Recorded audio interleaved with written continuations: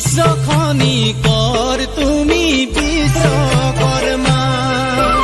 তুমি এই মানৱী কুলৰ পৰম আত্মা বিশ্বখনিকৰ তুমি বিশ্বকৰ্মা তুমি এই মানৱী কুলৰ পৰমাত্মা তুমিয়ে কৰিলা প্ৰভু জ্ঞানৰে সঞ্চাৰ